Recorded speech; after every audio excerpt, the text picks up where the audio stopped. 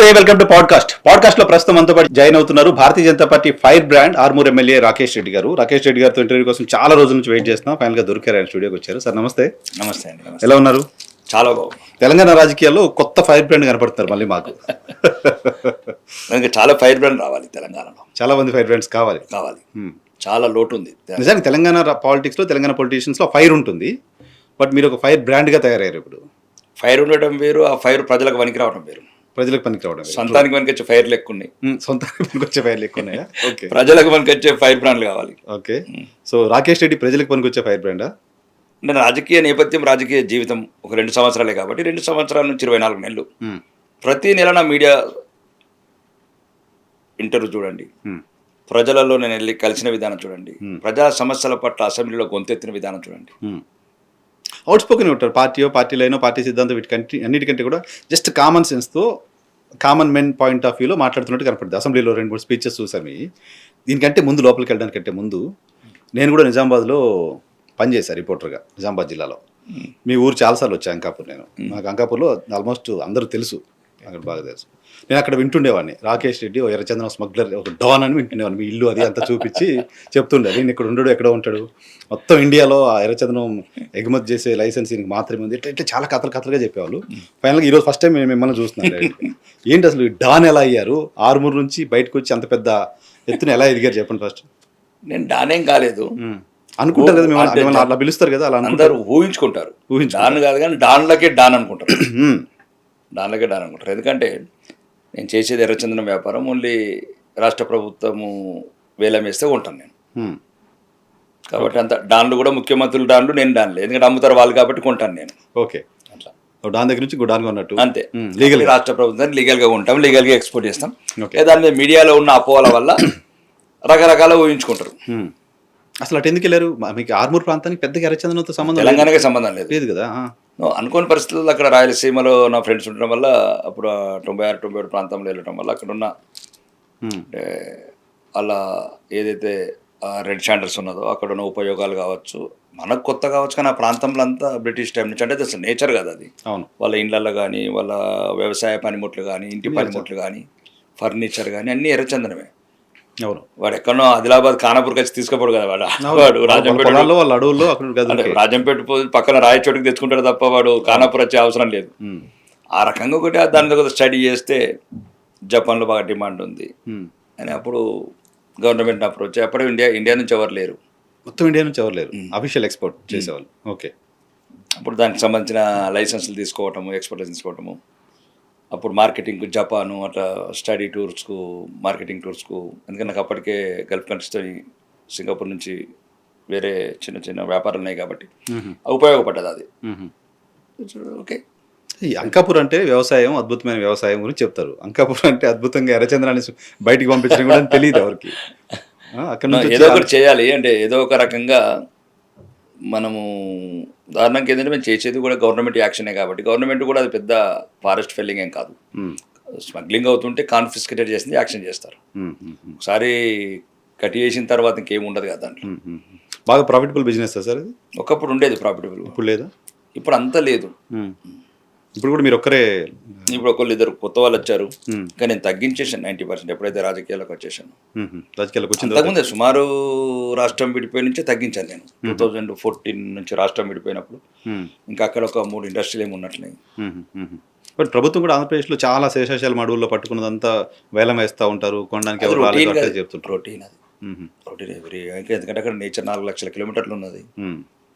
కనిగిరి నుంచి పడితే మనకు కర్నూలు అదంతా ఒక గాడ్ గిఫ్ట్ అనుకోవచ్చు, అది వెంకటేశ్వర స్వామి గిఫ్ట్. అదొక రకంగా జపాన్లో, చైనాలో వాడతారు, కానీ ఇప్పుడు ఇంతకు ముందు అంత క్రేజ్ లేదు.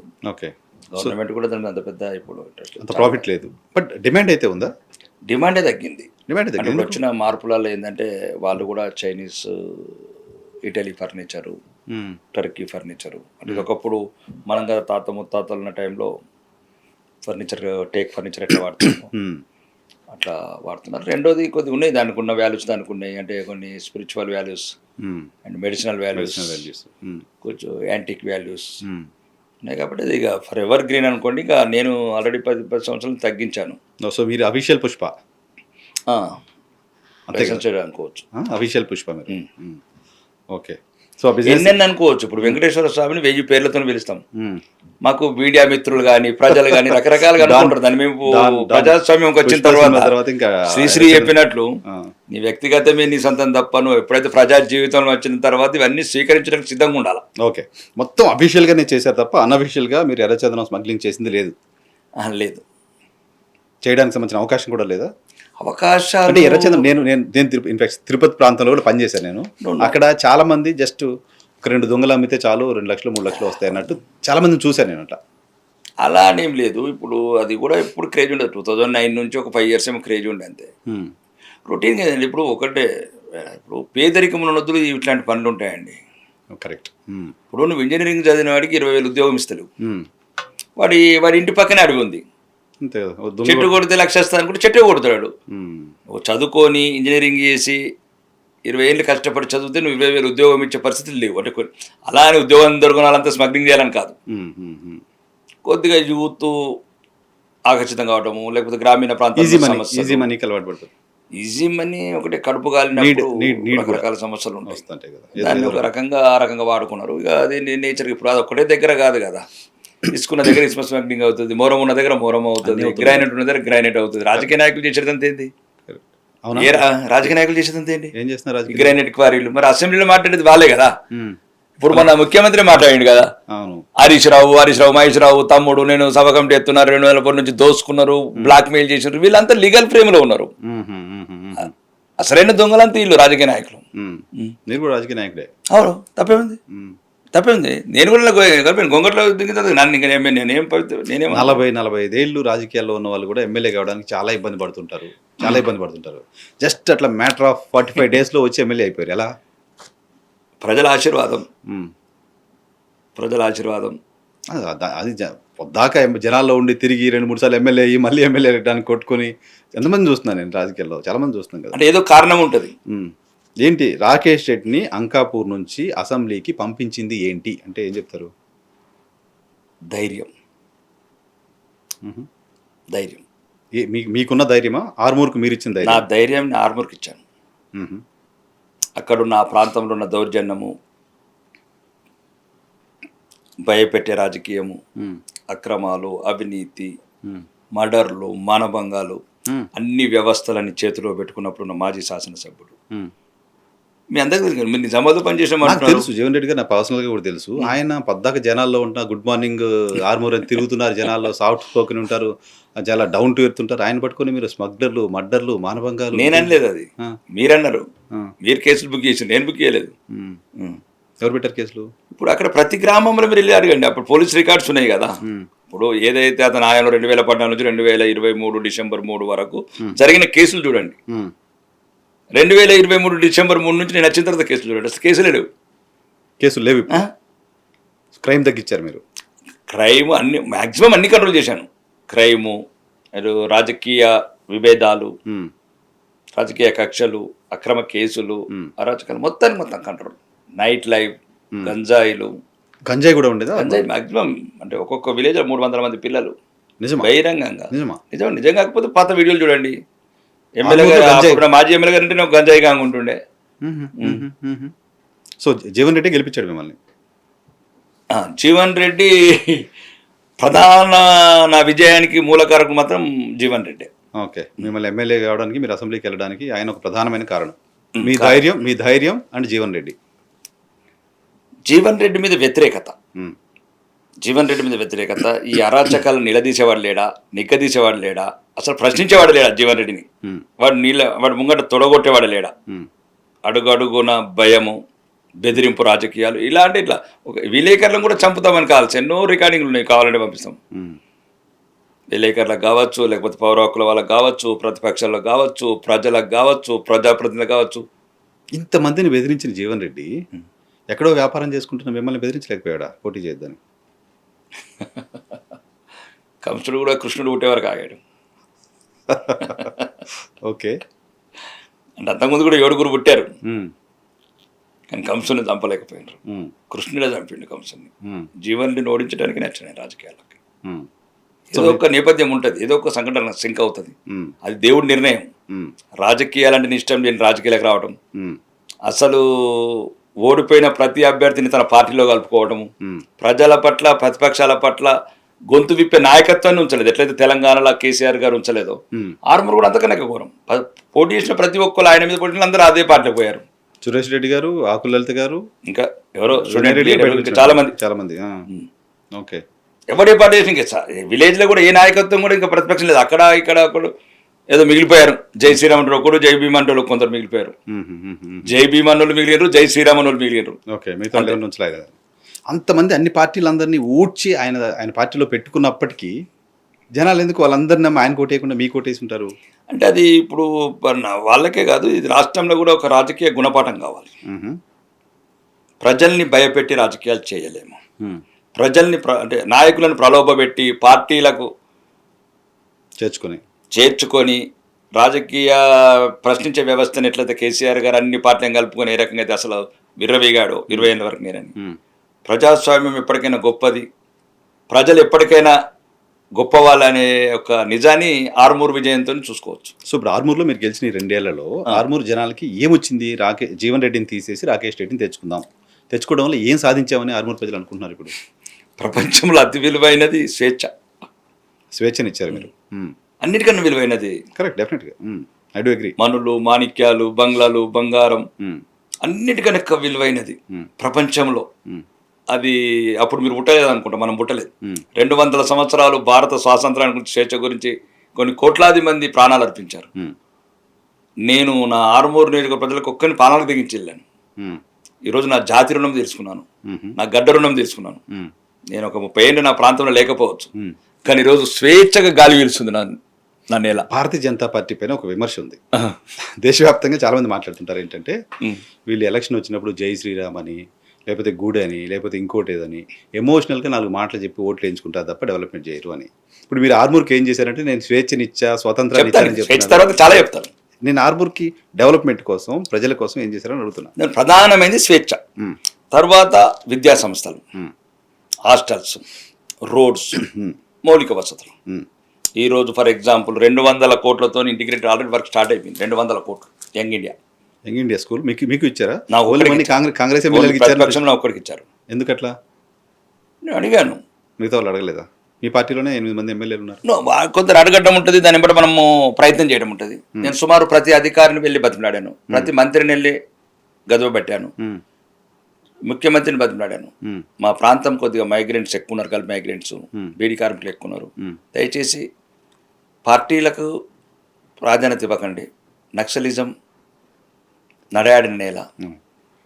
యువకులు ఎంతోమంది మా ప్రాంతం కోల్పోయింది, ఎన్కౌంటర్ల కావచ్చు, లేకపోతే గల్ఫ్ కార్మికుల దృష్టి, ఇట్లాంటి ప్రత్యేకమైన పరిస్థితుల దృష్టి చూసాను. డెఫినెట్గా ఆర్మూర్ నీడ్ ఉంటుంది అట్లా. కాబట్టి ముఖ్యమంత్రి గారు ఇచ్చారు. రెండో దాంతోపాటు రోడ్స్, నితిన్ గడ్కరీ వల్ల మళ్ళీ అక్కడ ఒక 50 కోట్లు తేవడం రోడ్స్కు. లాస్ట్ ఇయర్ ఒక 150 crores. రెండోది 150 కోట్లు రోడ్లకు తెచ్చారా ఆర్మూర్ నియోజకవర్గంలో? మొత్తానికి 600, సుమారు 700 కోట్లు తెచ్చాను ఇప్పటివరకు. నాట్ ఏం స్మాల్ ఇష్యూ అండి.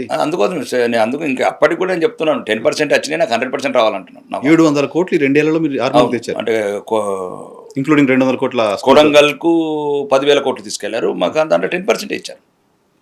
అది కూడా రావాలి, ఇంకా 9,000 కోట్లని కొట్లాడుతున్నాం. గుడ్ దట్ ఆ స్పిరిట్ ఉండాలి. బట్ 700 కోట్లు తీసుకురావడం అనేది డెఫినెట్గా అప్రిషియేట్ చేసే నెంబర్. అంటే అప్రిషియేట్ కాదు అసలు, ఎందుకంటే మాకు రావాల్సిన వాటా, మా ఆర్మూర్ ప్రజల హక్కులు. అంటే ఈరోజు గల్ఫ్ కార్మికుల పట్ల కావచ్చు, గల్ఫ్ కార్మికులు నేను రాకముందు అసలు ప్రశ్నించేవాడు కూడా లేడు. 50 సంవత్సరాలుగా ఎక్కిన బస్సు ఎక్కినరు, దిగిన బస్సు దిగినరు, శవాలు కావచ్చు, శవాలు లాంటి మనుషులు కావచ్చు, పట్టించుకున్న పాపంలో పోలేదు ఏ నాయకుడు. నేను వచ్చిన తర్వాత నేను పాలసీనే మార్చాను. ఓకే, ఇప్పుడు గల్ఫ్ కార్మికుల సమస్యలు తీర్చేసినట్టే ప్రయత్నం, అంటే తగ్గించామండి. దానికి ఇప్పుడు చనిపోయిన వాళ్ళకు అనాథ శవాలుగా వచ్చే అవసరం లేదు. హైదరాబాద్లో ప్రోటోకాల్, ఎయిర్పోర్ట్ని ప్రోటోకాల్ పెట్టించాను. ఆఫీసర్స్ రిసీవ్ చేసుకోవాలి, అంబులెన్స్ లెక్కించాలి, చనిపోయిన తర్వాత వాళ్ళకి అధికార లాంఛనాలతో ఊరికి పంపించాలి, 5 లక్షల రూపాయలు ఇవ్వాలి, పిల్లలకు 10% స్కూల్స్లలో ప్రయారిటీ ఇవ్వాలి. ఇవన్నీ నా విజయము, నా జీవితాంతం గుండెలలో ఉండే విజయాలు ఇవన్నీ. అవి దేంతో కొలవలేము, ఓట్లతో కొలవలేము, నోట్లతో కొలవలేము. ఓకే, అప్పటికి ఇన్స్టెంట్గా చేయడం వేరు, ఒక పాలసీనే మార్చడం వేరు. ఓకే, ఆర్మూర్ వదిలేసి మనం స్టేట్కి వద్దాం. ఎందుకంటే మీరు స్టేట్ లెవెల్లోనే చాలా పెద్ద ఫిగర్గా ఉన్నారు, మీరు స్టేట్ లెవెల్లో చాలా చర్చ కూడా ఉంది మీ పైన. కాబట్టి ఆర్మూర్కి సంబంధించి చివరికి తీసుకుంటాను. ఇప్పుడు ఆర్మూరు నియోజకవర్గానికి సంబంధించి ఓకేనా? అక్కడైనా మీరు ఇంకా సెటిల్ అవుతున్నారా? అక్కడే మళ్ళీ ఏమైనా అటు ఇటు చూసారా? మళ్ళీ పార్లమెంట్ వైపు ఏమైనా చూసేది ఉందా, అట్లా ఏమైనా ఉన్నాయా? ఇప్పుడు రాజకీయాలల్లా పార్టీ ప్రధాన నిర్ణయం తీసుకుంటుంది. నేను రాజకీయాలకు బీజేపీ పార్టీలోకి వచ్చినప్పుడు చెప్పాను, తర్వాత కూడా చెప్పాను. పార్టీ నన్ను ఏ రకంగా వాడుకుంటే ఆ రకంగా ఇన్స్ట్రుమెంట్ అవుతాను, ఆయుధాన్ని అవుతాను పార్టీకి. ఈ దేశం గురించి, ధర్మం గురించి, ఈరోజు అడుగడుగున అవమాన పాలవుతున్న మెజారిటీ ప్రజల గురించి. ఓకే, ఎవరో ఒకడు ఉండాలి ధర్మం వైపు. సెక్యులర్ ముసుగులో తన తల్లిని తానే కడుపులో దండే పుత్రులు పుట్టిన ఈ దేశంలో ధర్మద్రోహులు, దేశద్రోహులు సగం ఈ దేశంలో ఉన్నప్పుడు ఎవరో ఒకరు ధర్మం వైపు ఉండాలి, ఎవరో ఒకరు దేశం వైపు ఉండాలి. నేను ఆ వైపు మలుచుకున్నాను. మిగతా వాళ్ళకి ఎట్లా చెప్పారు? ఎలక్షన్ ముందు రావాలి రాకేష్, కావాలి రాకేష్ అని అటు బీఆర్ఎస్ పార్టీ, కాంగ్రెస్ పార్టీ, భారతీయ జనతా పార్టీ, ఇంకే పార్టీ ఉంటే ఆ పార్టీలు అన్నీ మీ చుట్టూ తిరిగాయి కదా. మిగతా వాళ్ళని ఎలా రిజెక్ట్ చేశారు? బీజేపీ వైపు ఎందుకు ఆకర్షితులయ్యారు? మెయిన్ ఆకర్షితం అంటే నరేంద్ర మోడీ గారి నాయకత్వం. మోదీ గారు అంటే ఈరోజు ఒక 2014 తర్వాత అప్పుడున్న అవినీతి, స్కీముల మీద ఒక భారతదేశ పరువంతా ప్రపంచ పటంలో దిగజారిపోయిన సమయంలో గౌరవనీయ నరేంద్ర మోడీ గారు వచ్చి ఈరోజు దేశాన్ని విశ్వ విపణిలో నిలబెట్టి, అంటే ఒక విశ్వంలో మన జాతీయ జెండా ఎగిరేసి ఎక్కడికి వెళ్ళినా ఈజ్ అ భారతీయుడు ఒక గర్వంగా తలెత్తుకుని చేసిన ఒక నాయకత్వం. రెండోది, దేశాన్ని ఈరోజు ఒక దృఢమైన ఒక కోటలాగా సైనిక పరంగా, ఆయుధాల పట్ల, అంటే దేశం అన్నిటికీ ఎన్నో కోల్పోయింది వేల సంవత్సరాలుగా ఒక నిస్సాయిత నాయకత్వం వల్ల. కాబట్టి దేశాన్ని దృఢంగా, బలంగా. మూడోది, అన్నిటికన్నా మించి అవినీతి లేకుండా. ఈరోజు మీరు ఒక చిన్నది చెప్తున్నాను వేయన్నారు, ప్లీజ్. పాట్నా టు ఢిల్లీ 18 లైన్ల రోడ్, ప్రపంచంలో ఎక్కడ లేదు 18 లైన్ల road. 80 lines road Patna to Delhi.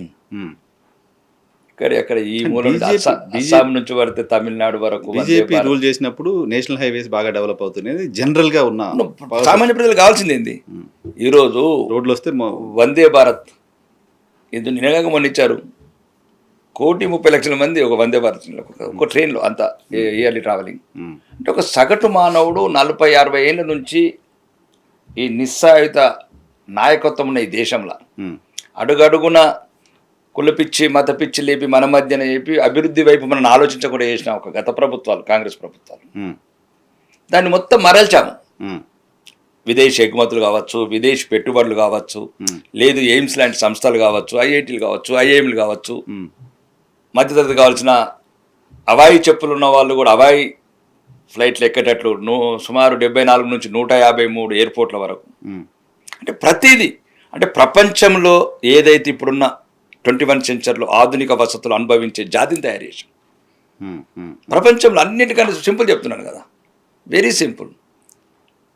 అప్పుడు టీ కూడా 10 రూపాయలు, కానీ 1 GB 3 రూపాయలకి వేసాం. టెక్నాలజీని కూడా, అంటే అసలు ప్రపంచం మీరు ఎక్కడికి వెళ్ళాలండి, దుబాయ్ అంత ఫ్రీ కంట్రీ అంటారు కదా, దుబాయ్, సింగపూర్ వెళ్ళండి, అమెరికా వెళ్ళండి, మోర్ ఎక్స్పెన్సివ్ ఒక డేటా మనం ఏదైతే ఇప్పుడు టెక్నాలజీ ప్రతి దాన్ని చేసాం. ఒకటే కాదు, ఇప్పుడు టెక్స్టైల్ రంగంలో, వ్యవసాయ రంగంలో కొంత సంస్కరణలు.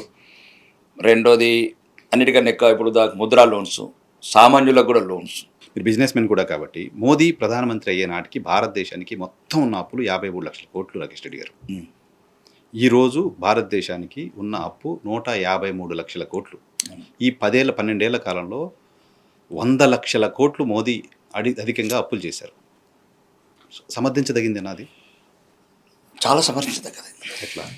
ఇంతకుముందు చేసిన అప్పులన్నీ ఓన్లీ ఉత్పాదన లేకుండానే చేశారు. ఈరోజు మన భారతదేశానికి వచ్చే బడ్జెట్ ఏదైతే ఉన్నదో, రాబడి, అది ఓన్లీ రాష్ట్రాలకు పంపకానికే పోతుంది, పాత అప్పులు కట్టడానికే వెళ్ళిపోతుంది. కానీ ఈరోజు దేశంలో ఈ అభివృద్ధి కావాలా, ఈ మౌలిక వసతుల అభివృద్ధి చెందాలా. రెండోది, దేశంలో సురక్షితంగా పక్క దేశాలన్నీ పక్కలో పాములాగా పడగలు విప్పుతుండి దేశాన్ని కాపాడుకోవాలంటే బొమ్మోస్ లాంటి ఆయుధాలు కావాలా, సుకోయ్ లాంటి విమానాలు కావాలా. దేశం కూడా ముఖ్యమే. ఇవన్నీ తప్పనిసరి పరిస్థితి. ఈ దేశాన్ని సురక్షితంగా ఉంచాలా. రెండోది, మీకు తెలుసు ఇప్పుడు ఇరాన్ లాంటి చోట మనం ఇంకా ఉన్న అప్పులను కూడా తీర్పేశాం. లండన్లో ఉన్న అప్పులు తీర్పేసి బంగారాన్ని కూడా తెచ్చాం. ఒకవైపు ఈ పాజిటివ్ కథలు కూడా చెప్పండి. అన్నాను నేనేమంటున్నా అంటే, ఇప్పుడు అవి తప్పనిసరి, ఇప్పుడు నీకు వచ్చే రాబడి మొత్తం దానికే సరిపోతుంది. 50 ఏళ్లలో చేసిన అప్పుకి 2 రెట్లు 10 ఏళ్లలో చేయటం అలామింగ్ కాదా? అట్లా కూడా 2014 వరకు మనకు మిగిలిపడుతున్న రాష్ట్రం 13 లక్షల కోట్లు అప్పయింది కదా. 65 ఏళ్లకు అసెంబ్లీలో మొన్న బడ్జెట్లో చెప్పింది 6 లక్షల కోట్లు వస్తాయి కదా. 8,11,000 కోట్లు ముఖ్యమంత్రి గారు చెప్పింది పాతది. ఆల్రెడీ 3,50,000 కోట్లు ఇప్పుడు వచ్చినాం. ఏం 2 చేశారు? సంవత్సరాలు ఏం చెప్పారు? 11,50,000 కోట్లు. ఉమ్. అంటే ఈ 10 సంవత్సరాలు ఒక చిన్న 29 రాష్ట్రాలలో ఒక రాష్ట్రమే ఎటువంటి ఉత్పాదక రంగాలకు కేటాయించకుండా ఒక ప్రజాకర్షణ పథకాలు, సోమరిపోతు పథకాలను చేయడానికి పెట్టిన ఒక అవినీతి పథకాలు ఇంత పనిచేస్తుంటే దేశానికి ఉపయోగపడే శాటిలైట్ కావచ్చు, చంద్రమండలం మీద మానవులను పంపించడం కావచ్చు, ఈరోజు ఏ రంగంలో మనం సక్సెస్ కాలేదు. డెఫినెట్గా రాష్ట్రం చేసిన అప్పులు తప్పే, కేంద్రం చేసిన తప్పే. కేంద్రం తప్పట్లేదు, కేంద్రానికి అవసరం. రాష్ట్రం చేసినప్పుడు మీరే చెప్తున్నట్లుగా సంక్షేమ పథకాల పంచటాల ఇంకేదో ఆ స్కీమ్లు కనపడుతున్నాయి. బట్ కేంద్రం చేసినప్పుడు ఎక్కడ కనపడుతుంది? మళ్ళీ చెప్తున్నాం, దేశం ఓన్లీ సైనిక రంగంలో కావచ్చు, శాస్త్ర సాంకేతిక రంగాల్లో కావచ్చు, అభివృద్ధి పరం కావచ్చు, మౌలిక వసతులు కావచ్చు. ఈరోజు ఇప్పుడు చూడండి, రాష్ట్రంలో ఒక రోడ్స్ వేసారేమో ఎందుకు చెప్పండి. టీఆర్ఎస్ గవర్నమెంట్ టైంలో రోడ్లు మళ్ళీ నేషనల్ హైవేస్ మేమేసినాయి. నేషనల్ హైవేస్ ఇప్పుడు హైదరాబాద్ చూడండి ఉదాహరణకు పండగ నుంచి ఔటర్ రింగ్ రోడ్డు వీళ్ళు వేసారా? ఈ 2 ప్రభుత్వాలు వేసినాయా ఔటర్ రింగ్ రోడ్డు? ఎయిర్పోర్ట్ ఈ 2 ప్రభుత్వాలు కట్టినాయా తెలంగాణ వచ్చిన తర్వాత? ఉమ్మడి రాష్ట్రంలోనే కదా. నో ఇప్పుడు లేకపోతే పివి నరసింహ ఫ్లైఓవర్ వీళ్ళు కట్టారా? ఉమ్మడి రాష్ట్రంలోనే అయింది. ఏం చేశారు అసలు వీళ్ళు? మీరే చెప్తున్నారు కదా సంక్షేమ నేను కార్యక్రమం. మళ్ళీ సంక్షేమం అంటే దేనికి సంక్షేమం? అవినీతి తప్ప అభివృద్ధి లేని రాష్ట్రం ఏదైనా భారతదేశంలో ఉందంటే తెలంగాణ మాత్రమే కదా. నా పాయింట్ ఏంటంటే, సరే తెలంగాణ 10 లక్షల కోట్లు అప్పు చేసి మొత్తం అవినీతి చేసి తినేసింది అనుకుందాం, ఏమి ఇవ్వలేదు అనుకుందాం, కాళేశ్వరం కట్టలేదు, రైతు బంధు ఇవ్వలేదు, ఇంకేదో వాళ్ళు ఏదో చెప్తుంటారు, ఏం చేయలేదు అనుకుందాం. బట్ కేంద్రం ఇచ్చింది ఏం చేసింది అనేది నా పాయింట్. ప్రతిసారి రమ్మన్నాం కదా, సుమారు 13 కోసం సైన్స్ అండ్ టెక్నాలజీ 13 లక్షల కోట్లు ఇచ్చాం. కేంద్రం అయితే ఈరోజు దేశం ఇంత అభివృద్ధి పథంలో ఉండడానికి, ఒక మౌలిక వసతుల రంగాల విదేశీ పెట్టుబడులు తీసుకురావడానికి, ఈ దేశంలో తీసుకొచ్చిన అప్పులు ఈ దేశానికి సమానంగా అవినీతి లేకుండా శాస్త్ర సాంకేతిక రంగాల్లో ఇన్వెస్ట్ చేయడానికి, దేశాన్ని రక్షణ రంగంలో సురక్షితంగా ఉంచడానికి, పాత అప్పులు కట్టడానికి, కొద్దిగా ఏదైతే పరువు పోవాల్సిన బంగారం లాంటివి తీసుకురావడానికి. ఈరోజు జిఎస్టీ చూడండి 2 లక్షల కోట్లకు తీసుకెళ్ళాం. సెల్ఫ్ సస్టైన్ అవుతుంది దేశం. అంటే 146 కోట్లు అండి. రోజుకు 1,00,000 మంది పుట్టే దేశంలో అవసరాలు ఎక్కువ ఉంటాయి, వసతులు ఎక్కువ కల్పించాలి. మీరు అంటే ఒక్కరోజు ఒక దేశం పుడుతున్నది దేశం. సరే, అంటే నాకు మీరు మోదీ గారు అభిమాని అన్నారు కాబట్టి మళ్ళీ క్యూరియాసిటీ క్వశ్చన్ చెప్తున్నా. భారతదేశాన్ని పక్కనే ఉన్న భూటాన్ బెదిరిస్తోంది, నేపాల్ బెదిరిస్తోంది, శ్రీలంక బెదిరిస్తోంది, నేను వస్తే మొత్తం విదేశాంగ విధానాన్ని మార్చేస్తాను అన్నారు. ఇప్పుడు కూడా అవన్నీ మనకు శత్రువులుగానే ఉన్నాయి. ఎక్కడ చూపిస్తే డాలర్ 53 రూపాయలు ఉంటే డాలర్ పరిగెడుతోంది, డాలర్ని దించి రూపాయిని పెంచుతా అన్నారు. డాలర్ 100 రూపాయలు అవుతుంది. డాలర్ ఒకవేళ మేము లేకపోతే 200 అయ్యేది. మీరు అసలు డాలర్ కంటే రూపాయిని పవర్ఫుల్ చేస్తారు. ప్రపంచంలో ఎప్పుడు కూడా ఏ వస్తువు కూడా తగ్గదు. మీరు ఫస్ట్ మైండ్లో ఉండండి. ఇప్పుడు ఉదాహరణకు మనతో ఏర్పడ్డ దేశం పాకిస్తాన్, మనతో పాటు ఏర్పడ్డది ఒక రోజు ముందు. సుమారు 400 రూపాయలు పెట్రోల్. డాలర్ అయితే ఎక్కడికో పోయింది 300. గోధుమ పిండి కూడా 400 రూపాయల కిలో. గ్యాస్ సిలిండర్ 5,000 రూపాయలు. పాకిస్తాన్తో పోల్చుకుందామా? సింగపూర్ కానీ మళ్ళీ చెప్తాను, సింగపూర్ ఎంత 45 లక్షల పాపులేషన్, 56. మీరు ఒక్కటిసారి గమనించండి దయచేసి, ప్రపంచంలో మీరు ఏ దేశంతో పోల్చుతారు చూడండి. ఈ దేశాన్ని ఈరోజు చైనా కన్నా అభివృద్ధి చేస్తున్నారు. మీరు ఎక్కడ ఏ రంగంలోనే చూడండి ఈరోజు దేశంలో. మళ్ళీ ఎక్కడ ఒక అవినీతి చెప్పండి, ఒక్క అవినీతి. ఏంటి రేవంత్ రెడ్డి గారి పాలన ఎలా ఉంది? 2 ఇయర్స్ గడిచిపోయింది. ఏముంది పాపం, అదే నేను చెప్పినట్లు దాచుకొని సగం అక్కడి సగం పంచుకోండి. విమర్శలైనా సార్ నిజంగానే ఈ ప్రభుత్వంలో అవినీతి జరుగుతుందని మీరు బలంగా నమ్ముతున్నారా? అవినీతి తప్ప ఇంకేమున్నదని ఇంకోటి చెప్పండి. అసలు అవినీతి తప్ప ఇంకేమున్నది చెప్పండి కదా. అవినీతి తప్ప ఇంకేం లేదు అసలు. అవినీతి తప్ప ఏమున్నది చెప్పండి. ఇందిరమ్మ ఇల్లు ఇస్తున్నామని చెప్తున్నారు, సన్న బియ్యంతో పిల్లలకి భోజనం పెడుతున్నామని చెప్పారు, మహిళలకు బస్సు ఇస్తున్నామని చెప్పారు, ఆరోగ్యశ్రీ 25 లక్షలు 15 లక్షలు చేసామని చెప్తున్నారు. ఫస్ట్ పేదలకు కావాల్సిన ఆలోచించండి. ఫీజు రింబర్స్మెంట్ అండి 10,000 కోట్లు ఇవ్వాలి. 2023 వరకు ఉన్న ఫీజు రింబర్స్మెంట్ అంటే మీకు కమిషన్లు వస్తాయని కాంట్రాక్టర్కి డబ్బులు ఇచ్చేసారు రాగానే. ఓకే, అంటే పేదలు కమిషన్లు ఇవ్వలేరైనా, పేద పిల్లలకు చదువు వస్తే మీరు ఎన్నుకోబడరనా? ఫీజు రింబర్స్మెంట్ ఏంది, ఎందుకు కట్టరు? ఎందుకు విద్యార్థులు హైకోర్టు కూడా చివరికి మీరే కట్టుకుంటారని మళ్ళీ విద్యార్థులకు చెప్పడం, ఎప్పుడో గవర్నమెంట్ దగ్గర డబ్బులు వస్తే ఇస్తారని చెప్పడం ఏంది? అవును, అంటే ఇది ప్రాధాన్యతనా? ప్రభుత్వానికి ప్రాధాన్యతగా ఉండాల్సిన అంశం డెఫినెట్గా అది. అంతేనా కాదు? డెఫినెట్గా. రెండోది చిన్న కాంట్రాక్టర్లు, అదొకటి పోటీ 35 సంవత్సరాలు ఉద్యోగాలు చేసి ఈ పండు ముసలి వయసులో 60-65 ఏళ్ళ వయసులో పిల్లల పై చదువులకు డబ్బు లేక, ఆడబిడ్డలకు పెళ్లిళ్ళు చేయలేక, ఆరోగ్యానికి హాస్పిటల్ చూడలేక వాళ్ళకు రిటైర్మెంట్ బెనిఫిట్స్ కూడా ఇవ్వరండి. ఇదా ప్రభుత్వం? రిటైర్ అయ్యే రోజే ఇచ్చి పంపించారు. ఇది ప్రభుత్వమా? చెప్పండి మీరు. వాళ్ళు కూడా చెప్తున్నారు, మేము కూడా మీరు ఆర్మూర్కి స్వేచ్ఛ ఇచ్చినట్టే మేము ఈ రాష్ట్రంలో స్వేచ్ఛని ఇచ్చేసాం, అంతకుముందు స్వేచ్ఛ వరకు అయితే దానికి ఒప్పుకోవచ్చు. నేను ఆరుమూరు అభివృద్ధితో పాటు అవినీతి ఒక్కొక్క చూపండి. నేను మొన్ననే చెప్పాను ఎన్నికలలో, ఒకవేళ అవినీతి చేసినట్టు అంబేద్కర్ దగ్గర తల నరుక్కుంటాను చెప్పిన. అక్కడ నేను అవినీతి చేయట్లేదు, ఇక్కడ అవినీతి చేస్తున్నారు, వేలాది కోట్ల అవినీతి. తెలంగాణ కాంగ్రెస్ సర్కారు ప్రజలకు స్వేచ్ఛనిచ్చిందని నమ్ముతున్నారు మీరు?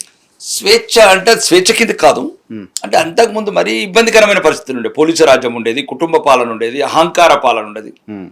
ఆఖరి కొద్దిగా మాట్లాడడానికి అవకాశం వచ్చింది ఈ రాష్ట్రంలో. ఓకే, ఇది ఒప్పుకోవచ్చు, దాంట్లో ఒప్పుకోవాలని తప్పేముంది?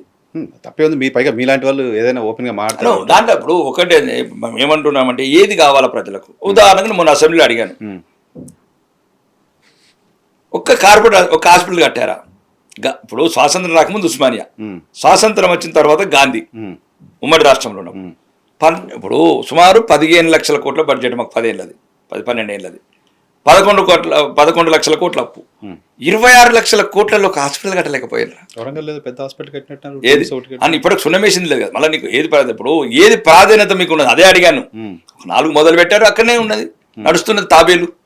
ఏది అవసరం పేదలకు, మధ్యతరగతి వాళ్ళకు, సామాన్యులకు. ఈరోజు కార్పొరేట్ కాల్చుక తింటున్నది. అవును, డెఫినెట్గా హాస్పిటల్ కాల్చుక తింటున్నారు. కరెక్ట్.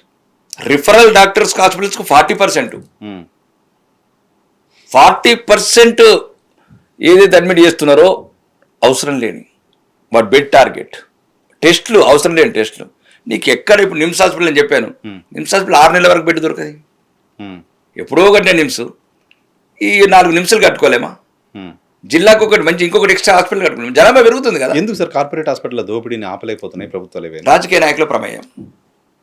రాజకీయ నాయకులు దూరం ఉండాలి. Cost of public health, public money. First ఆ వ్యవస్థలు ఎందుకు పాడైనాయి అంటే విద్యా, వైద్యం, ఆ 2 రంగాలలో రాజకీయ నాయకులు వచ్చిండ్రు దొంగల్లాగా. రాజకీయ నాయకుడు ఏ వ్యాపారం అని చేయొచ్చు, వాడు ఆర్మీకి ఆయుధాలు తయారు చేయొచ్చు, హైవేలు తయారు చేయొచ్చు, సముద్రాలు కట్టచ్చు, సీపోర్ట్ కట్టచ్చు. కానీ రాజకీయ నాయకుడిని ఈ 2 రంగాలలో ఉంచద్దు. విద్యా వ్యాపారం చేయొద్దు, విద్యా, వైద్యం 2 వ్యాపారం చేయొద్దు. ఓకే, ఎందుకంటే మనకి ఇక ఒక రెస్పాన్సిబిలిటీ ఉండదు, భయం అనేది ఉండదు. దానికి ఫీజులు ఇష్టం ఉన్నట్టు పెంచేస్తారు, ఫీజులు ఇష్టం ఉన్నట్టు వసూలు చేస్తారు. ఓన్లీ ఈ దీనివల్ల మీరు చూడండి, అంటే ఉద్దేశం ఆ ఉద్దేశంతో కాదు. ఒకవేళ రాజకీయ వాళ్ళు వ్యాపారాలు చేయదని ఏం లేదు, వ్యాపారాలు చేస్తే రాజకీయాలకు రాకండి, జవాబుదారితనం ఉండదు, మీకు భయం ఉండదు. విద్య వ్యాపారమే కాదు కదా, ట్రస్ట్ పేరుతో చేసేది రాజ్యాంగం. నేను అనేది ఏంటంటే ఉదాహరణకు రాజకీయ నాయకులు ట్రస్ట్ పేరుతో చేయాల్సింది. ఇప్పుడు విద్య మీద ఇప్పుడు ఈ రాష్ట్రంలో ఎటువంటి అంటే ఇప్పుడు ఈ 2 చివరి స్థానాలు ఉన్నాయి. భారతదేశం 29 రాష్ట్రాలు చివరి స్థానం విద్యల, వైద్యంలో. తాగుట్ల మాత్రం నెంబర్ 1 ఉన్నది. అవును, హైయెస్ట్ 12,000 కోట్ల నుంచి 44,000 కోట్లకు తీసుకెళ్ళారు కదా. అంటే దీనివల్ల ఏమున్నది? తాగుబోతులు తెలంగాణ కాదు, తాగుబోతులు తెలంగాణ ఇంకా టార్గెట్లు పెడుతున్నారు. ఇప్పుడు తాగుబోతులు తెలంగాణ కన్నా ఎక్కువ ముఖ్యం ఏంటంటే మొత్తం మధ్యతరగతి కుటుంబాలు ఛిద్రమైపోతున్నాయి. కరెక్ట్. ఈ ఆల్కహాలిక్ ఎక్సైజ్ ఇవన్నీ పెరగడం వల్ల 45,000 కోట్లు 45,000 కోట్లు ఈ చేత్తో ఇస్తున్నారు, ఆ చేత్తో లాక్కుంటున్నారు. వీడు ఇచ్చేది ఏంది? సన్న బియ్యము 5 కిలోల సన్న బియ్యం ఇచ్చి 50 రూపాయలు ఉన్న క్వార్టర్ని 100 రూపాయలు పెంచేశాడు రేవంత్ రెడ్డి. సో సర్కార్ భారతీయులు డబ్బులు వస్తలేరు. బాగాలేదని నేను అంటే ప్రజలు అంటున్నారు. ఓకే, ఈరోజు అధికారంలో ఉన్నాము, మోసపూస ప్రకటనలతోని, మసిబూసి మారడికాయ చేసే మాటలతోని, లేకపోతే మైనార్టీలని మచ్చిక చేసుకొని గులాములయ్యే పరిస్థితులల్లా, అంటే కాంగ్రెస్ అంటేనే ముస్లిం, ముస్లిం అంటేనే కాంగ్రెస్ అంటే పదాలు వాడి దీంతో రాజకీయంగా నెట్టుకు రావచ్చు.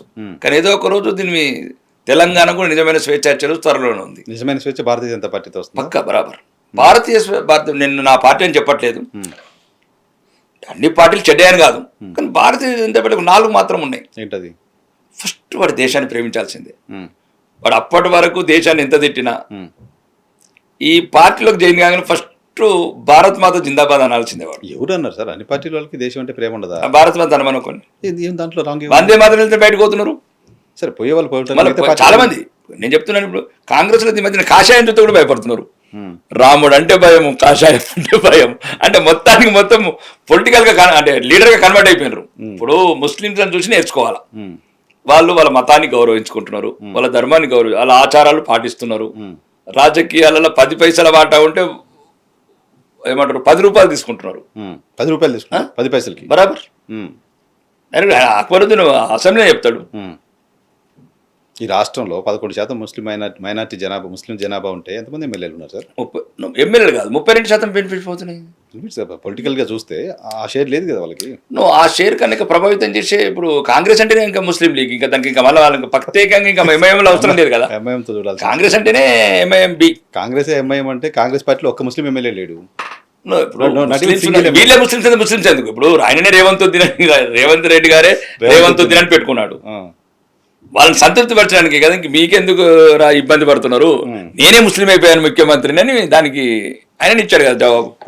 తర్వాత మూడేంటి? ఒకటి భారతదేశం అంటే ప్రేమ ఉండాలి, దేశాన్ని ప్రేమించాల్సిందే. రెండోది ధర్మాన్ని గౌరవించాల్సిందే, ధర్మాన్ని గౌరవించాలి, అభివృద్ధిని కాంక్షించాల్సిందే, ప్రజల్ని ప్రేమించాల్సిందే. ఈ 4 ఏది 4 కొద్దిగా తప్పిన ఇంకెలా అంటారు పడుతుంది భారతీయ జనతా పార్టీలో.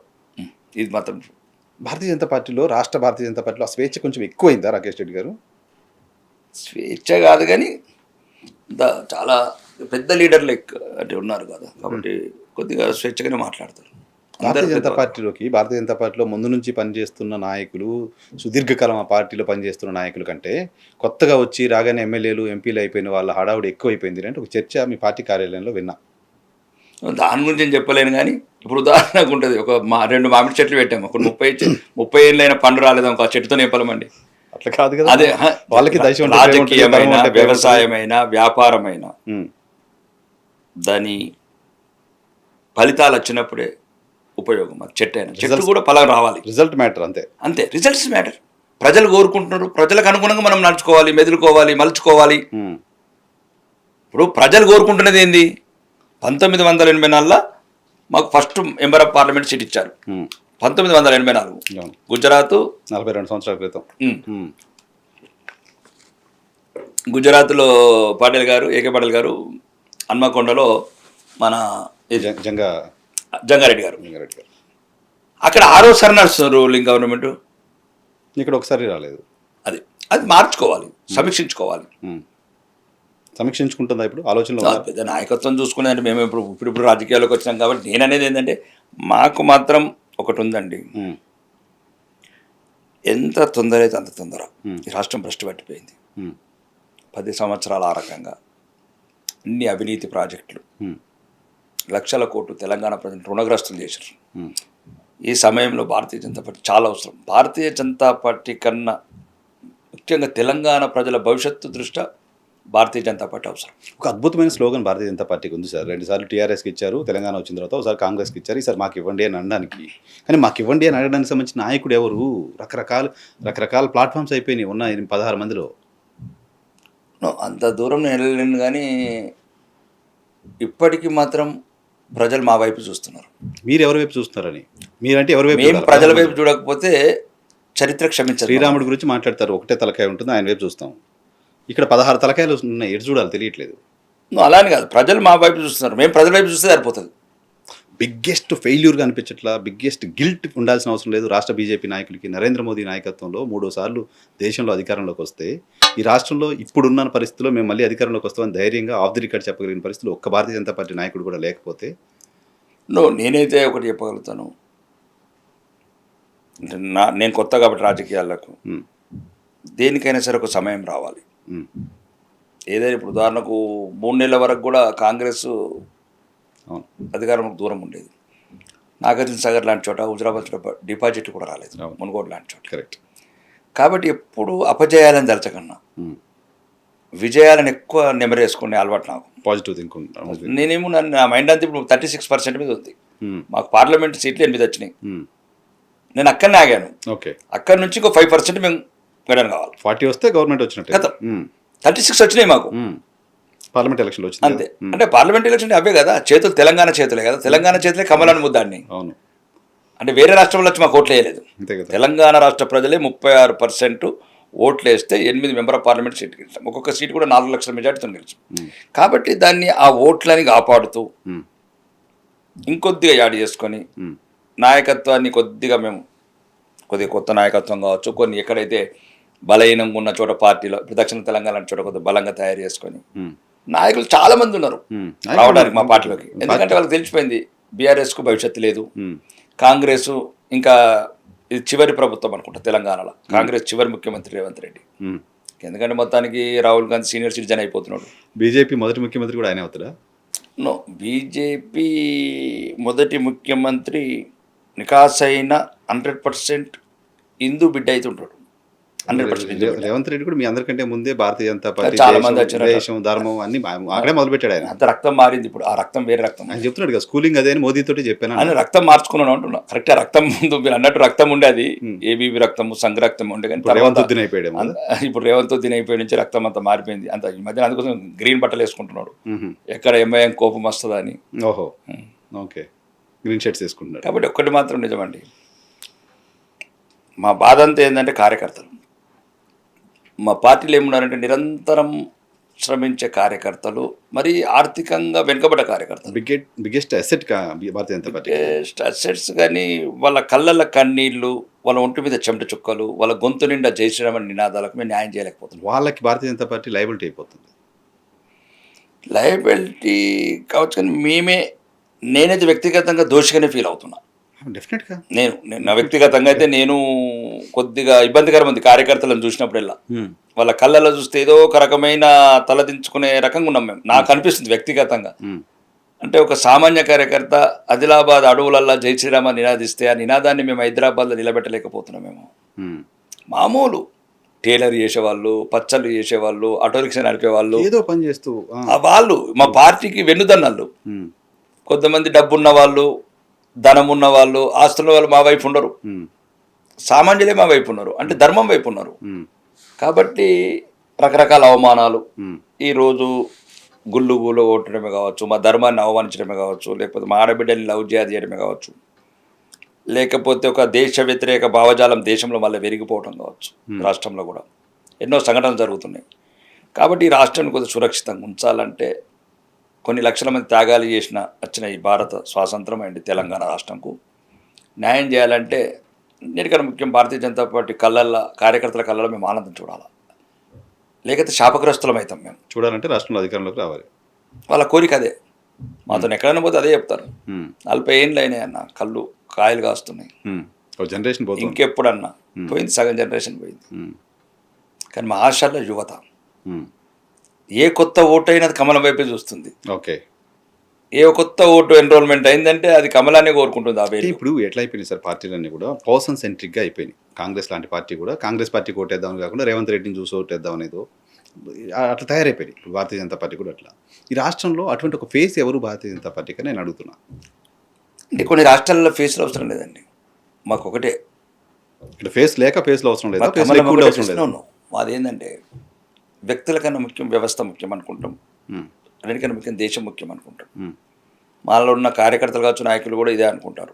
ఇప్పుడు మీరు మిగతా రాష్ట్రాలు చూస్తే మధ్యప్రదేశ్ కావచ్చు, ఛత్తీస్గఢ్ కావచ్చు, రాష్ట్రం మామూలు కార్యకర్తలు ముఖ్యమంత్రి అయినారు. ఇక్కడ నీకు పర్టికులర్ తెలంగాణ మనం తెలుగు రాష్ట్రాల పాలిటిక్స్ చూసినప్పుడు మీకు అట్లా ఉత్తరప్రదేశ్ పేరు ఇప్పుడు మా దాంట్లో చాలా మంది ఉన్నారు. మీ పార్టీలో ముఖ్యమంత్రి క్యాండిడేట్ పేరు చెప్పండి. 9 మంది ఉన్నారు మాకు. చెప్పండి. ఇప్పుడు బండి సంజయ్ గారు, అరవింద్ గారు, కిషన్ రెడ్డి, లక్ష్మణ్ జీ, రఘునందన్ రావు, ఈటల రాజేందర్, అరుణక్క, ఇంకా ఇక్కడ ప్రెసిడెంట్ ప్రెసిడెంట్ రామచంద్రరావు అన్న, ఇంకా అంతే కదా. 9 మీ పార్టీ ఫ్లోర్ లీడర్ లేరా? ముఖ్యమంత్రి ఫ్లోర్ లీడర్ ఇంకా పాయల్ శంకర్ బీసీ ముఖ్యమంత్రి 10 మంది అయ్యారు. ఇంకా కొమరయ్య. అంటే నేననేది నాయకత్వం లోపం లేదు, కానీ ఒక్కటి ఏంటంటే వాళ్ళు కూడా అందరు ముఖ్యమంత్రి కాదు, వాళ్ళ ప్రతి ఒక్కళ్ళు కూడా మీరు ఒక ఈ మీడియాలో అపోహలు ఉన్నాయండి. ప్రతి ఒక్కళ్ళు బీజేపీ ప్రభుత్వం రావాలంటున్నారు, వాళ్ళు కూడా మేము ముఖ్యమంత్రి కావడం అనుకోవట్లేదు. ముఖ్యమంత్రి అనేది ఒకటేనండి, ఒక్కరే ఉంటారు అంతే కదా. ఒక్కరే, అది రాజ్యాంగం ఒక్కరే అని రాసింది కాబట్టి ఒక్కరే ఉంటారు. ఉప ముఖ్యమంత్రులు 4 ఉండొచ్చు ఆంధ్రాలో ఉన్నట్లు, కానీ ముఖ్యమంత్రి ఒకరే ఉంటారు. కాబట్టి వాళ్ళకు కూడా తెలుసు, అంత మెచ్యూరిటీ పొలిటీషియన్స్ వాళ్ళకి తెలియదా? వాళ్ళకి తెలుసు, కానీ జనాలు ఆలోచన చేస్తారు కదా. జనాలు ఆలోచించే కేసీఆర్ని కొట్టాలంటే ఆ టైంకి నిజానికి మీరు అన్నట్టు 3 నెలల ముందు వరకు కాంగ్రెస్ పార్టీకి అంత సినిమా లేదు అనుకుంటే రేవంత్ రెడ్డి కనపడి చేశారు. అట్లా మీకు రేపొద్దున వీళ్ళిద్దరు కాదని ఇంకో ఫేస్ కనపడాలి కదా. నేను మా దాంట్లో రేవంత్ రెడ్డి కానీ అందరూ గొప్ప నాయకులు ఉన్నారు మా దాంట్లో. అది ఎక్కువ ఉన్నారేమో మరి. ఎక్కువ కాదు, ఎక్కువ ఇప్పుడు దాంట్లో కూడా చాలా మంది ఉన్నారు. దామోదర్ రాజనరసింహ కావచ్చు, బట్టి విక్రమార్ కావచ్చు, ఉత్తమ్ కుమార్ రెడ్డి కావచ్చు, కోమటిరెడ్డి ఎంతమంది ఉన్నారు. ఆయన పార్టీ ప్రెసిడెంట్ ఉన్నాడు కాబట్టి ఆయన కనపడ్డాడు. అప్పుడు ఇప్పుడు మీకు రామచంద్రరావు గారు కనపడతారు అట్లా? నో రామచంద్రరావుకున్న ఆయనకున్న అర్హతలు ఆయనకున్నాయి. అంటే నేను అనేది ఏంటంటే ఇంకా ఇప్పుడు 3 సంవత్సరాలు ఉందండి ఎలక్షన్. కేంద్ర పార్టీ కూడా ఎన్నో వేరే యుద్ధాలు బాగున్నాయి. ఇప్పుడు అస్సాం ఎన్నికలు కావచ్చు, వెస్ట్ బెంగాల్ ఎన్నికలు కావచ్చు, తమిళనాడు ఎన్నికలు కావచ్చు, ఇవన్నీ. సో ఫోకస్ అయితే ఉంటుంది ఎలక్షన్ టైంకి. నేను ప్రధానమంత్రితో ప్రత్యక్షంగా కూర్చొని మాట్లాడాను కదా. ఏం చెప్పారు మోడీ గారు? 100% ఎగిరేది భారతీయ జనతా పార్టీ జెండాని చూడండి మీరు. ఒక సంపూర్ణమైన ఆ విశ్వనాయకుడు మాట్లాడుతుంటే ఆ నమ్మకము వాళ్ళకి ఏంటంటే ఇప్పుడు దీనికి అంత ఫోకస్ పెట్టే టైం లేదు ఇప్పుడు. అప్పుడు ఎన్నికలు కూడా లేవు ఇక్కడ. నాకు తెలిసి నేను అనుకుంటున్నాను 2028 నుంచి కార్యాచరణ బాగా సీరియస్గా ఇప్పటికే కార్యాచరణ ఇంటర్నల్గా నడుస్తుంది. క్లీనింగ్ స్టార్ట్ అయింది. అంటే ప్రజా సమస్యల పట్ల, ప్రజా ఉద్యమాల పట్ల కొద్దిగా సమాయత్తం చేయడం. నేను ఎక్కువ ఎందుకు ప్రొడగిస్తున్నా అంటే ఈ పర్టికులర్ ఇష్యూ పైన మీ పార్టీ కార్యకర్తలకు ఎక్కువ క్యూరియాసిటీ ఉంది, ఎక్కువ ఇంట్రెస్ట్, ఎక్కువ బాధ ఉంది కాబట్టి వాళ్ళకి ఎక్కువ ఇష్యూ వెళ్ళాలని. నేను మీరు చెప్పేది ఏదన్నా ఏమంటారంటే ఒక్కటి మాత్రం చెప్పగలుగుతాను, ఈసారి మాత్రం తెలంగాణ అసెంబ్లీ అండ్ సెక్రటరీ మాత్రం కాషాయ జెండా ఎగిరేస్తామని నమ్మకం. మోదీ గారు చెప్పారు మీకు అది? 100%. మోడీ గారు చెప్పారు, అమిత్ షా గారు చెప్పారు. నేనున్నా మీటింగ్ గెలుస్తున్నాం, 100% గెలుస్తాం.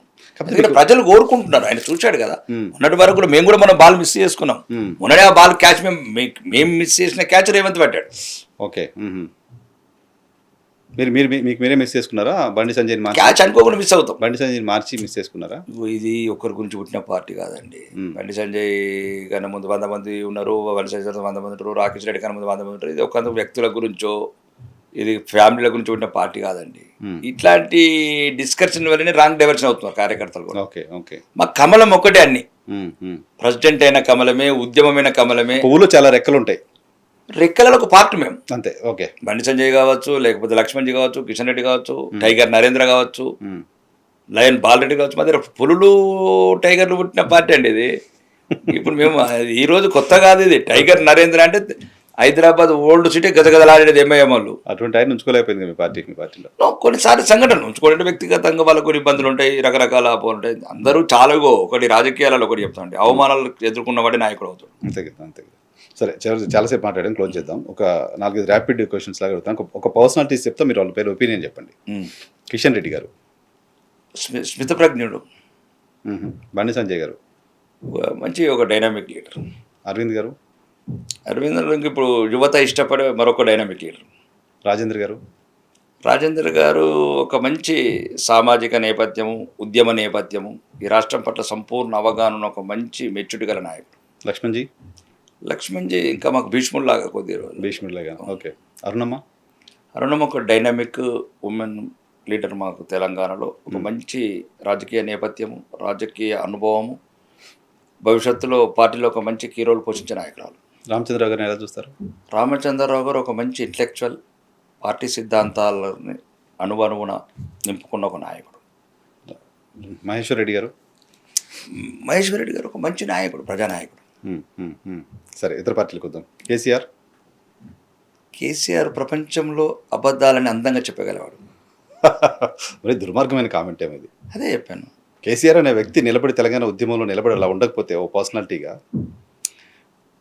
అది కొన్నిసార్లు 2 రకాలుగా దానివల్లనే పాపం ఆయన పాడి చేశారు. మీరు ఇట్లా చెప్పి అని మొత్తానికి నేను ఎప్పుడు ఆయన జీవితంలో కలవలేదు, ఇప్పుడు నేనేం చెప్పలేదు ఆయనకి. మీలాంటి వాళ్ళు చెప్పారు. మీరు ఎందుకంటే నువ్వే బ్రహ్మ అంటే ఆయన బ్రహ్మనే ఊహించుకున్నాడు. నేను ప్రెస్ మీట్ జరుగుతుంది దూరం కూర్చున్నాను. ఎందుకంటే ఒక తెలంగాణ ఉద్యమంలో ఒక ప్రధాన పాత్ర పోషించిన వ్యక్తి, ఆ ప్రధాన పాత్రని చెప్పాలి కానీ మొత్తం మీరేమనకల్లా మొత్తం ఆయన నిర్మూలన చేశాడు. 14 ఏళ్ళు తెలంగాణ వస్తుంది అని చెప్పాడు. అది అబద్ధం కాలేదు, నిజమైంది కదా. అబద్ధాలు చెప్పి అంటలేను.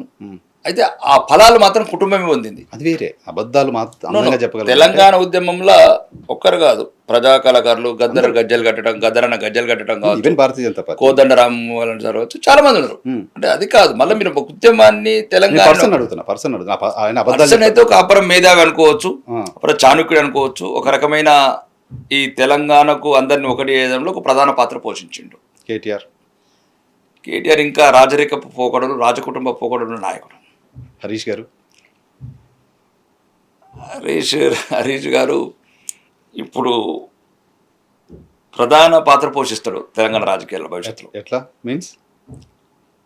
ఆయనకున్న చతురత, చాణక్య నీతి అండ్ ఈ మామతోనున్న 25 ఏళ్ళ అనుబంధం, వాస్ట్ ఎక్స్పీరియన్స్, అది చాలా ఉపయోగపడుతుంది. రాష్ట్ర రాజకీయాల్లో ఒక ప్రముఖ పాత్ర పోషిస్తాడు. అంటే గెలుపోవటంలో పెద్ద ఉన్నతమైన పదవులే కాకపోవచ్చు, కానీ ఏదైనా సరే రాజకీయాలు ఇప్పుడు ఎట్లయితే కేసీఆర్ చుట్టూ తిరుగుతున్నాయో, భవిష్యత్తులో కూడా కొద్దిగా హరీష్ రావు చుట్టూ తిరుగుతాయి. రాష్ట్ర రాజకీయాలు హరీష్ చుట్టూ తిరుగుతాయి. అంటే ఆయనకి ఏంటంటే ఇప్పుడు ఉదాహరణకు రాష్ట్ర వ్యాప్తంగా కేసీఆర్ తర్వాత ఆయనకే ఉన్నది పార్టీలో. కేటీఆర్ చెప్పాను కదా, రాజకీయ పోకడం యువరాజు మాత్రమే. కవిత గారు అయితే ఇక పార్టీ నుంచి వెళ్ళిపోయారు. ఆమె పార్టీ ఇంపాక్ట్ ఎలా ఉంటుంది? నాకు తెలిసి కాంగ్రెస్ నిర్ణయం మీద ఆమె భవిష్యత్తు ఆధారపడి ఉంటుంది. అదేంటి, కాంగ్రెస్తో పొత్తుంటుందా? కాంగ్రెస్ నిర్ణయం మీద ఆమె భవిష్యత్తు ఆధారపడి ఉంటుంది. అదేంటి సార్, సపరేట్ పార్టీ పెట్టుకుంటా అంటుంటే? నువ్వు పెట్టుకున్న పొత్తు ఉంటుందని ఏమన్నది, అలయన్స్లు ఉంటాయి. ఇప్పుడు మేనకా గాంధీ కూడా పార్టీ పెట్టుకుంది, ఎన్టీఆర్తో పొత్తు పెట్టుకుంది, 5 సీట్లు తీసుకుంది. కాంగ్రెస్ కవిత పొత్తు పెట్టుకోవచ్చు, రాకేష్ రెడ్డి గారి స్టేట్మెంట్ పెట్టుకోవచ్చు. సిద్దిపేటలో కూడా ఆమె కాంగ్రెస్ అలయన్స్లో పోటీ చేస్తుంది. హరీష్ గారి పోటీ చేస్తుందా? హరీష్ ఎక్కడికి పడుతుంది నాకు తెలియదు. కవిత మాత్రం సిద్దిపేటకి పోటీ చేస్తుంది కాంగ్రెస్తో కలిసి, కాంగ్రెస్ సపోర్ట్గా. Oh interesting. Okay, next Revanth Reddy గారు. రేవంత్ రెడ్డి గారు ఈరోజు అంటే ఒక లీడర్షిప్కి ఇన్స్పిరేషన్ తొడగొట్టి చెప్పాడు, నేను ముఖ్యమంత్రి అవుతున్నాను. ఎన్ని శక్తులు అడ్డుకున్నా, ఎన్ని జైలు కటకటాలు వెనకకి నెట్టినా, నాయకుడు అంటే ఇట్లా ఉండాలి, చెప్పి కొట్టడం. అంటే నాకు వీళ్ళందరూ ఇష్టం. కేసీఆర్, వైఎస్ రాజశేఖర రెడ్డి తొడగొట్టి నాయకత్వం. నాయకుడు అంటే వాడు ప్రజల్ని చైతన్యపరచాలి, ఉర్రు తొలగించాలి. రేవంత్ రెడ్డిలో ఆ క్వాలిటీ ఉంది. ఓకే, దాన్ని మేము ఇన్స్పిరేషన్గా తీసుకుంటాం. ఓకే ఓకే ఓకే పక్క రాష్ట్రానికి వెళ్ళొద్దాం సరదాగా. చంద్రబాబు నాయుడు గారు, ఆయన ఒక రాజకీయ మేధావి. సుమారు 4 దశాబ్దాలుగా రాజకీయాల్లో ఆ రకంగా ఒక ఎయిమ్లెట్ ఉంటామంటే నాట్ ఏ జోక్. ఏ రాజకీయ నాయకుడు వీలు కాదు అది. అంటే నేను చూస్తే భారత రాజకీయాలలో నరేంద్ర మోడీ గారు 15 సంవత్సరాలు ముఖ్యమంత్రిగా, 15 సంవత్సరాలు ప్రధానమంత్రిగా, అట్లాంటి ఒక నాయకత్వాన్ని బదిలి మిగతా నాయకులలో చంద్రబాబు నాయుడిని పెరిగిన దేశ నాయకుడు అనుకోవచ్చు, జాతీయ నాయకుడు. లోకేష్ గారు ఇప్పుడిప్పుడే ఎదుగుతున్న నాయకుడు. ఈ మధ్యన చాలా పరిణితి చెందిన నాయకుడిలాగా ప్రవర్తిస్తున్నాడు. పవన్ కళ్యాణ్ గారు ఒక ఉద్ధృత స్వభావం గల ఒక నాయకుడు కాబట్టి అన్ని రకాలు ఫేస్ చేయాల్సి వస్తుంది ఆయన రాజకీయాలలో. సమస్యలు ఫేస్ చేయాల్సి వస్తుంది. 0 నుంచి హీరో నుంచి జీరో ఇట్లాంటి అంటే ఉంటాయి ఇక్కడ. ఎందుకంటే కొద్దిగా ఎమోషన్స్ ఎక్కువ ఉన్న వ్యక్తి. ఎమోషన్స్ రాజకీయాలలో చాలాసార్లు నష్టమే దరి చేస్తే తప్ప. జగన్మోహన్ రెడ్డి గారు ఆయన భ్రమలలో బతుకుతున్న ఒక రాజకీయ నాయకుడు. భ్రమల్లో ఉన్నారు, ఇంకా భ్రమలోనే ఉన్నాడు ఆయన.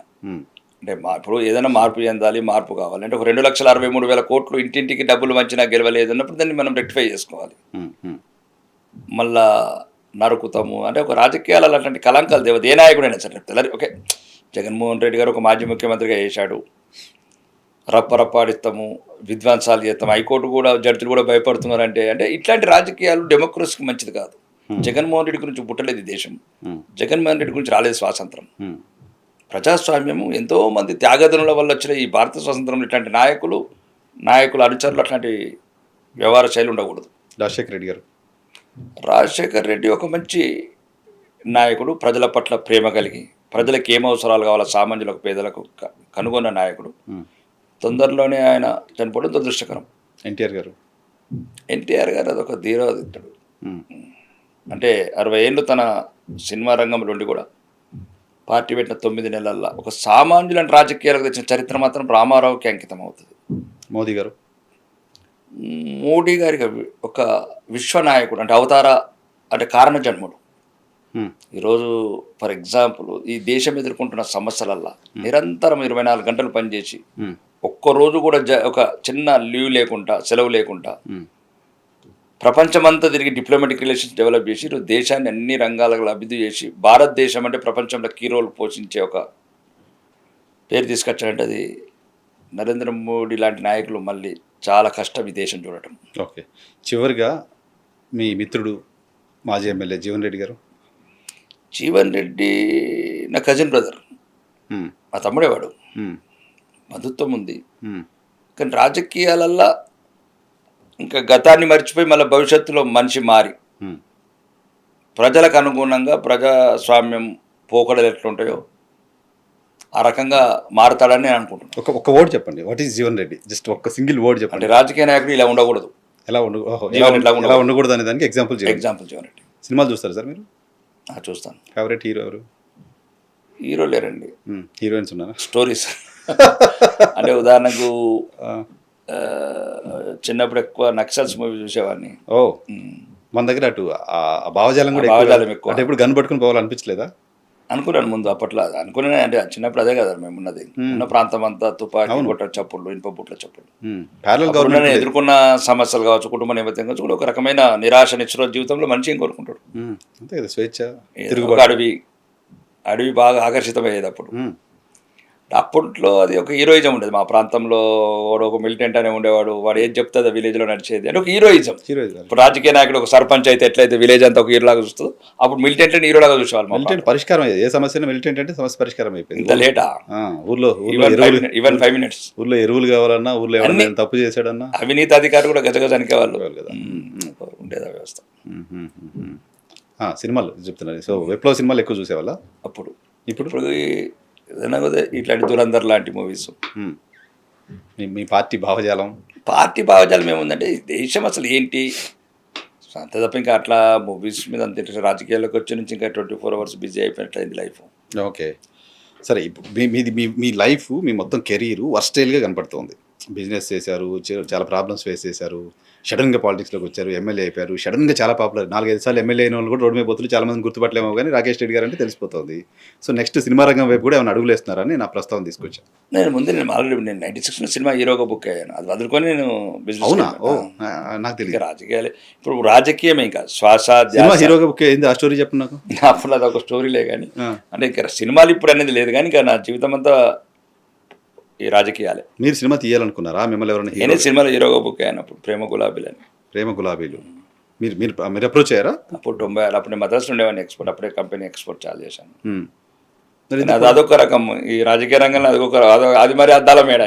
హీరోని మిస్ అయ్యాం తెలంగాణ నుంచి మేము. అంటే రోజు హీరో అవుతున్నా వీళ్ళని అవుతున్నా, ఒకసారి హీరోగానే అడిగారు కదా, హీరోగా అడిగారు. ఒక ఫిక్సెడ్ ఫ్లాప్ అయితే మళ్ళీ వీళ్ళని చేస్తారు కదా. మనకి బ్యాక్గ్రౌండ్ లేదు కదా, నాగార్జున లాగా, వెంకటేష్ లాగా 4 పిక్చర్లు ఫ్లాప్ అయినా తీసే.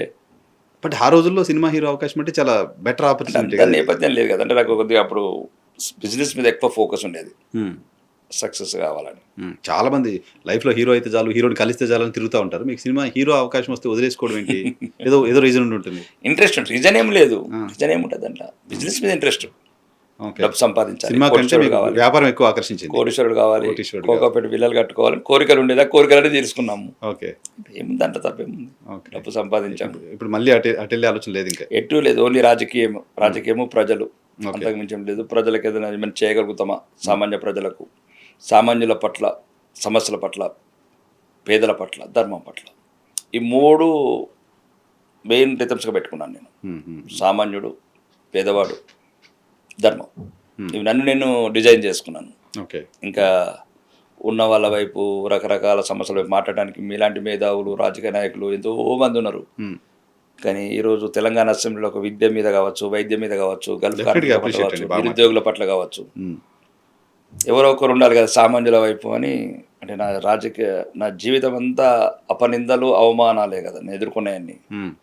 కాబట్టి ఎవరికో ఒకరికి నా గుండె కావచ్చు, నా గుండెలో ఉన్న ధైర్యం కావచ్చు, సమాజానికి ఉపయోగపడాలని కోరుకుంటున్నాను. Right sir, all the very best. Thank you very much మాకు సమయం కేటాయించినందుకు. ఇది రాకేష్ రెడ్డి గారితో స్పెషల్ పాడ్కాస్ట్. కలుస్తూ ఉందాం రాకేష్ రెడ్డి గారితో కాంటెంపరీ ఇష్యూస్ పైన మళ్ళీ మాట్లాడుతూ ఉందాం. Thank you sir. ధన్యవాదాలు.